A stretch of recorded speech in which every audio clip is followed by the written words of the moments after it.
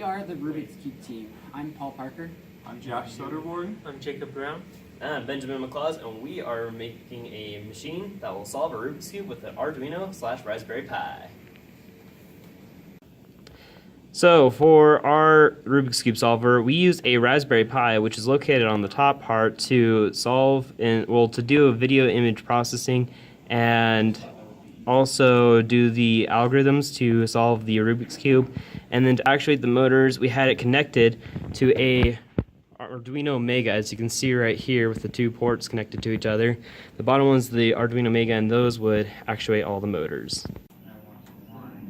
For our Rubik's Cube solver, we used 6 stepper motors that you can see here. This is our red motor here, controlling the red face.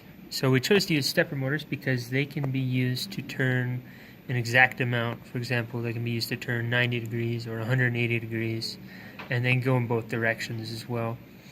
On the stepper motors, you can see the shafts there that were machined in the machine shop to connect to the Rubik's Cube face. And these motors are also connected to springs, so we can pull them back as need be and insert and remove the cube. To control the stepper motors, we used stepper motor drivers, which can be seen up here. So these drivers are controlled using the Arduino Mega, as well as a 9-volt power source. So they receive the input from the Arduino Mega telling the motor to turn 90 degrees clockwise, 90 degrees counterclockwise, or 180 degrees. And they send that to the motor, turning them very precisely to where they need to go. For our Rubik's Cube solver, we used a LCD screen to view our GUI. Our GUI has 3 different tabs in it: the solve, manual mode, and random mixing.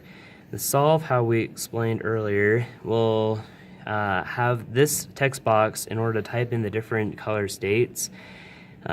These different buttons right here to rotate the motors to the different faces so it's easy to view. And then this last button in order to solve. On our manual mode, we have a text box in order to set up manual solving. So you can say different commands like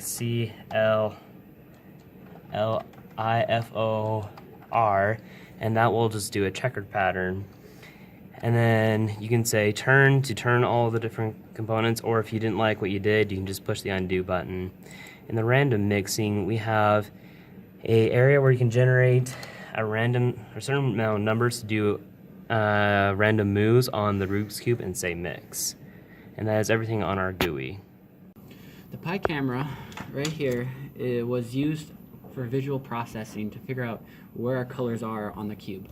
The LED lights here and down there and over here are used to light up the cube so we can figure out which color was which.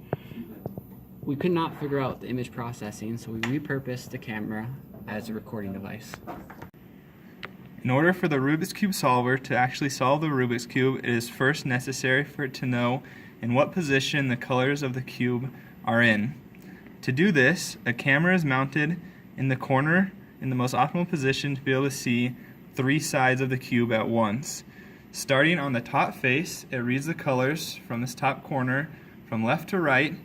After mapping out the top side, it moves to the right side, which is the red one over here, then to the white side, which is the front.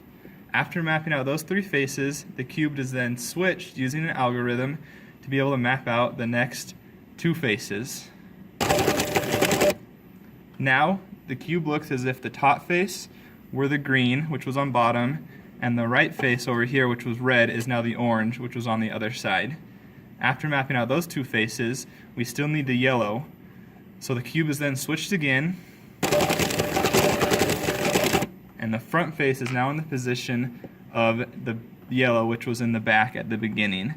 After the camera has mapped out all of the colors in that order, the cube is then reset to its original position and solved.